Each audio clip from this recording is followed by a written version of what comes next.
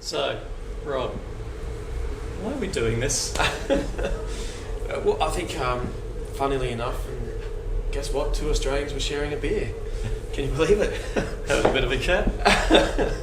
And besides solving all the problems of the world, we decided that we'd come up with a video blog. Yeah. So I think it's a nice little idea because we've got a history together over 18 years. Yes. So I think, between the two of us, in terms of our journey, it's a lot of people coming into hospitality now, whether it's into revenue management or marketing or sales or operations, that I'd hope that there's something that we can share that might help them along their journey. I think for me that's something that I'm super passionate about and try to promote in all of my roles is how do we get more people coming into the industry who want to see the disciplines like revenue management, marketing, sales as a career. Because when you go to a hospitality school or you go to a hospitality school website, just type in hospitality school, what do you see? You see front desk agents, you see chefs, you see waitresses. It's not all about waitressing or chefing, and that's a great career as well, but there are other careers. So for me, that's the bit that I'm really passionate about. I hope through this somehow we can promote and not only promote but encourage and entice people into the industry to think about revenue management, marketing, sales as a career, because there's definitely a career there. What I like about what you're talking about there is if anyone was to say to you, okay, so if I'm a graduate and I go into revenue management, where does that lead to? Yeah. Isn't it a bit of a dead end? I mean, if you go through operations, GM, you can kind of see where that pathway goes. Yeah. Multi-hotel GM, CEO, whatever it may be. Why don't you tell us a bit about your career that's come from a role in a big central reservations call centre through revenue management and into a broader range of challenges? Yeah, I mean, even going back beyond that, I went to the hospitality school. Yeah. And I carried the plates up and down the stairs and down to the back of the car park, and my hands were killing and I was shaking, and did the chefing class and the chef hated me and I hated him. And but I did all that, and I did housekeeping and I did banquet operations, and then moved into a core where our paths crossed. But one thing I was always very conscious of in my whole career was, you have your wins, you have your losses along the way, but I was always trying to learn more and more. And particularly, once I'd felt like I was doing okay at revenue management, then I started thinking, right, how should I then start thinking about sales and marketing and getting my foot in those camps, and I always tried to expand and not be careful not to be put down a narrow path, and if I ever felt like I was going down a narrow path, then I'd get myself out of that situation pretty quick.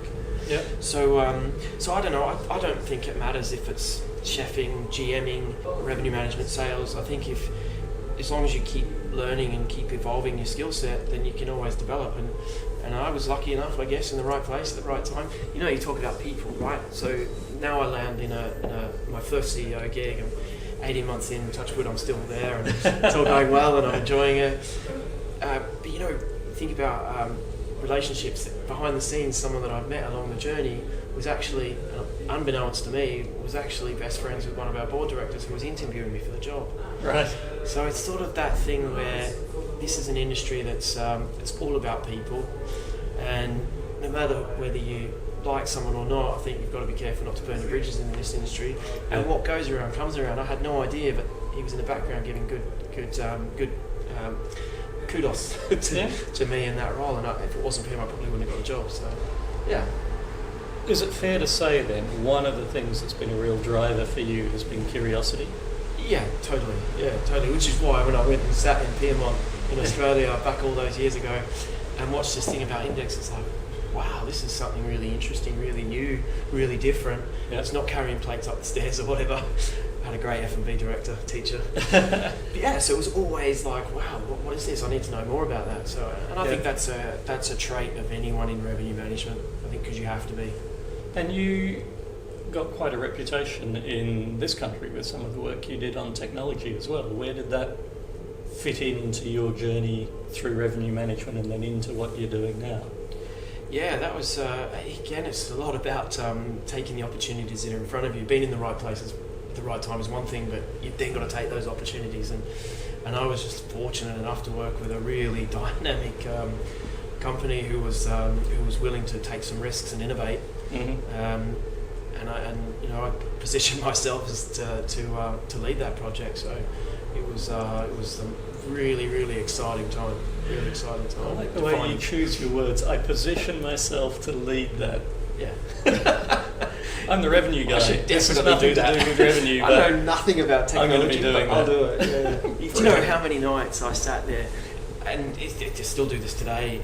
Google is your best friend. Yeah. You go into a meeting, you sit there, and they're like, all the acronyms that come out in every industry, and you sit there, yeah. And then you go away and go, what the hell does that mean? And how many conversations I had about network infrastructure in a hotel. I knew nothing about network infrastructure, and I'd sit on the phone with my brother-in-law talking about network infrastructure because I didn't know anything about it. And very quickly you get an idea of how it works, and if you're inquisitive, like you said, that curiosity, then you can find that information so easily in today's world. Yeah. So, payment systems. I knew nothing about payment systems. Yeah, I'll lead the payments project. Drop a few acronyms, and they go, "Oh, he sounds like he knows what he's talking about." I had no idea. But you blag it. And, it's not just blagging it. You can't just blag it because you'll get found out. Yeah. You've got to put the time and effort in the background, and that's what a lot of people don't see. You're sitting there at 1, 2 in the morning, researching about something you've never known about. There's enough information there, but you've got to have that energy and willpower to go and learn that because you can't just blag it. And the curiosity and the curiosity. drive. And I think those two things, the curiosity is part of what helps you identify opportunities. I mean, since I've started working for myself, one of the things I often say to people, I know I've said to you, I've spent most of the last 5 years mildly terrified, but in a good way. There's a good scared. Yeah. And taking on something and you think, I really want to do this, I really want to do it brilliantly, I think I can do it, but I'm absolutely going to have a crack at this. Yeah. I'm going to throw everything at it. Yeah. There's a bit of fear around that, but it's a positive driving fear. It's not at all an incapacitating fear. I think. Yeah. Richard Branson says, you see it all the time, his quote where he says, someone gives you an opportunity and you're not sure about it, take it and work it out later. Yeah. And I've done that in my career, so I've taken opportunities that position yourself. Yeah.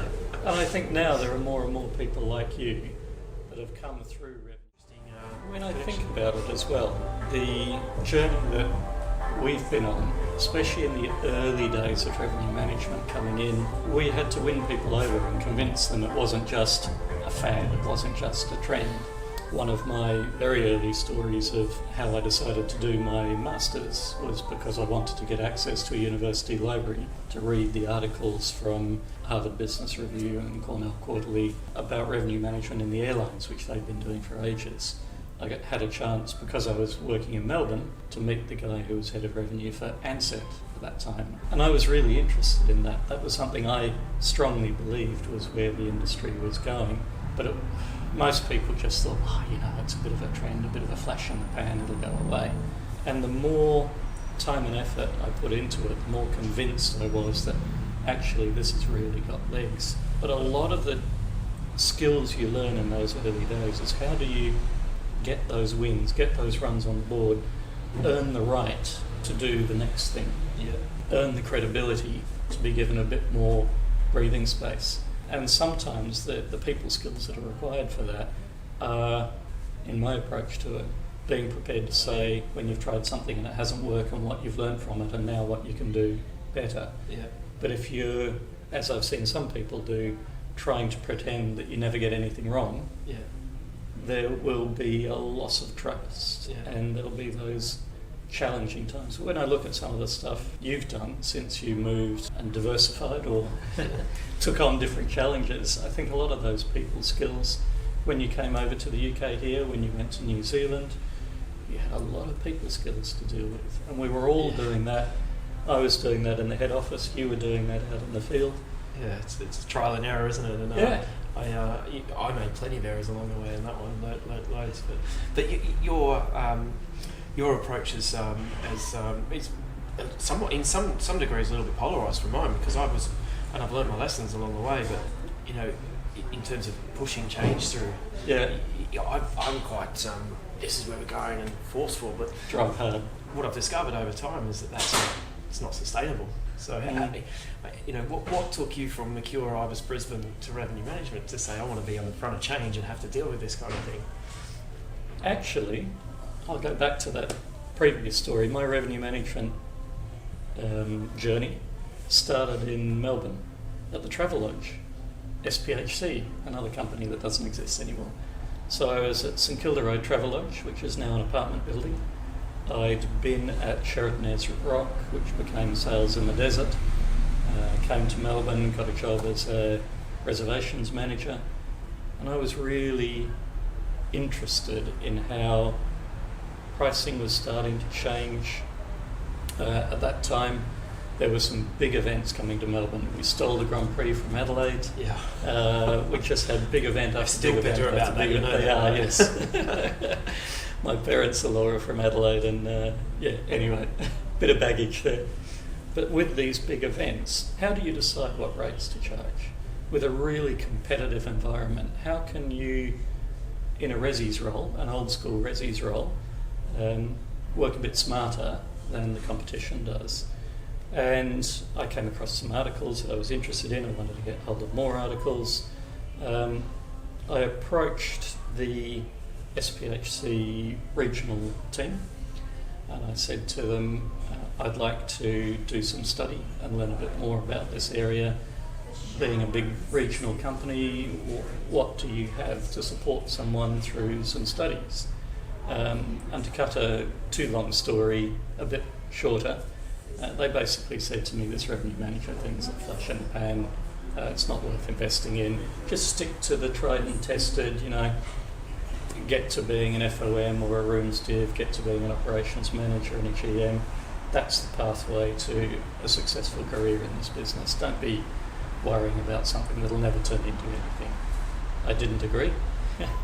And I started playing around with things. And as res manager, I was able to convince the guys on reception and the two staff that I had in reservations that we could do weekends a bit better.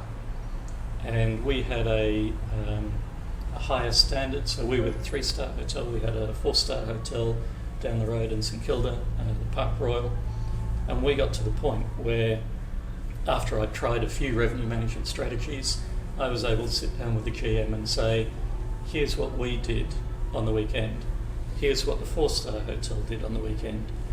They're really pleased with getting a high rate and high occupancy on the Saturday.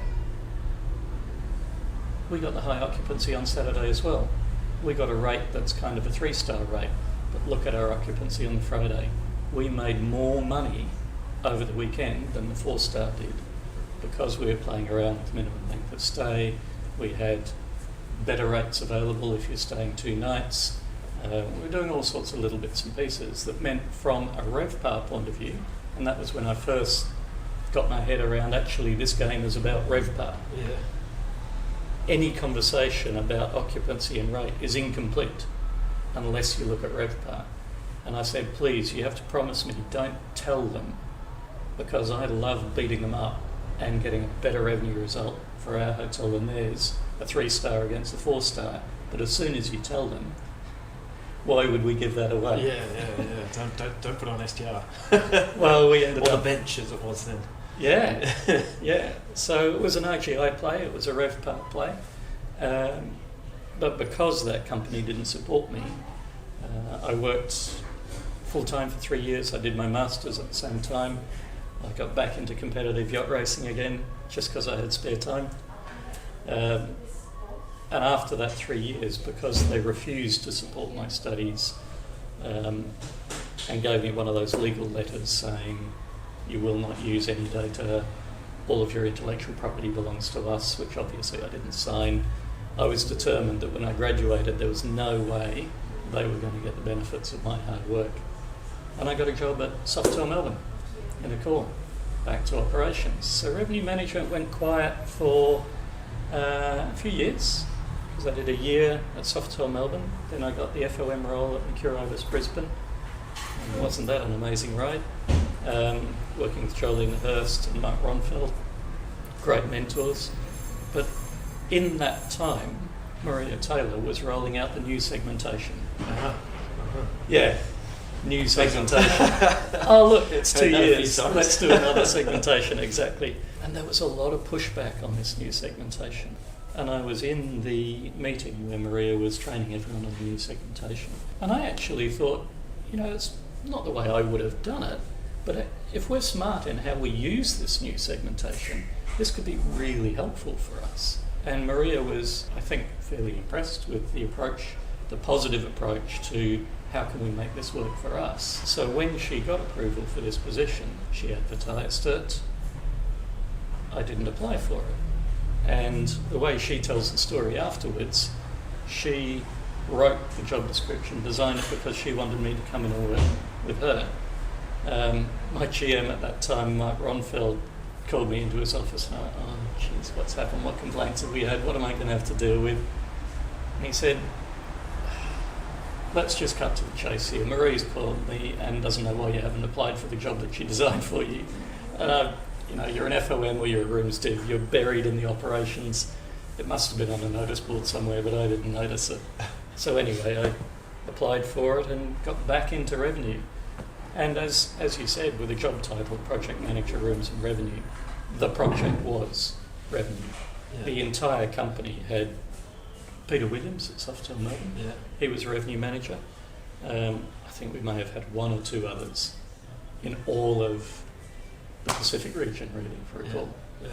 And that's not a hotel without it. And there's centralised teams, there's multi-sites. Every major brand has got revenue management as a service. Best Western has revenue management as a service. It's everywhere. And in the space of, as you said, 18 years. It's grown up. So in that inception, in that 18 years, yeah, what do you think's the biggest thing that's changed for the hotel industry in that time? You mean other than revenue management, of course? All of it, yeah. I guess the starting point to answering that is revenue management took off and we had to have revenue managers because of internet distribution. And two main things about the internet and the distribution changes that came from that. One is transparency. So when we used to have a rate in the Japanese market, a rate in the US market, a rate in the European market, a domestic rate, everyone could see everything effectively. Yeah. So transparency, and then the ability of people to make their own bookings and go onto websites. And we saw in Australia What If being the big beast. Yeah, I remember when Accor's first website was 7 days booking window, and then What If came out with 30 days. Like, whoa, they've got 30 days. I mean, it's unheard of to be no less than 365 days now, right? But here we are today, and most of the big chains have got central res systems that still have the look and feel of the old GDS systems. Yeah. We've got Marsha and Holodex and TARS, and they're all still sat there doing their thing. Yeah. But pretty clunky. So I think that the internet has had a big impact, and that was the beginning of the change of pace. Yeah. And I think the change of pace is increasing. And part of the things that people want from revenue managers now is to keep on top of what's changing. Yeah. You'll remember about 10 years ago now, dynamic pricing was the big thing, trying to get corporates to come into dynamic pricing. 5 years ago, trying to get dynamic pricing into wholesalers. All the different pricing and distribution options that are now out there, opaque, was a big thing that came and then died away. Yeah. Trying to stay on top of all of that kind of stuff is really challenging. Yeah. And that's part of what revenue managers need to do. But I strongly believe all the algorithms in the world, the best RMS that you could get, without having the people side, you're not going to get the best results. And I still think there's huge opportunities for good, clever revenue management compared to machine revenue management. Yeah. It must be a challenge for you with the hotels you're working with now, who are very strongly independent, but watching what the big chains are doing and are wanting a bit of both. Is that fair to say? Yeah, absolutely. There is a bit of that. There's and it's, you talk about what's changed over 18 years. What's amazing is what hasn't changed. Yeah. In some degrees, it's like you said, the platforms are so antiquated, and that's one of the biggest challenges we've got. Is we've got so many disparate systems that it's really difficult to parity. I mean, you're talking about parity 18 years ago. We're sitting here now today still having parity problems with fixed rates from wholesalers and how genius rates and whatever it might be. It's 18 years on, what hasn't changed? Do you remember that word disintermediation? When the internet really came in, all of these industry conferences, they were saying, disintermediation, the travel agents are dead, they'll be gone. How long did it take for Blockbuster to be wiped out by Netflix and online? It felt quick. like the blink of an eye, didn't it? But you go down any high street now, there's travel agents. Yeah. And in fact, something I was reading the other day is saying that travel agents, as a percentage spend on credit cards, are going up. Yeah, right. Because people are... Right, so we've knocked off our first one. Fantastic. Where do you want to go with these chats, other than into a bar with a glass in your hand? Into the bar with 2 glasses in my hand. Even better.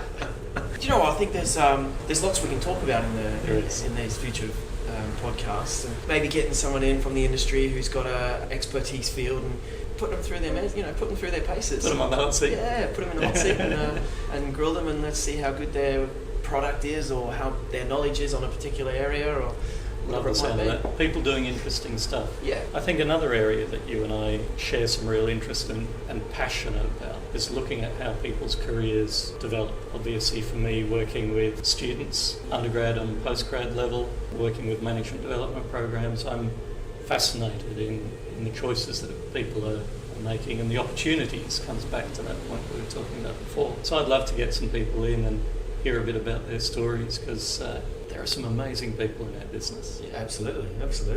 Agree. And so much talent coming through as well. It's the next breed of technology is looked at in a totally different way by people coming through university now. It's been their entire life. Yeah.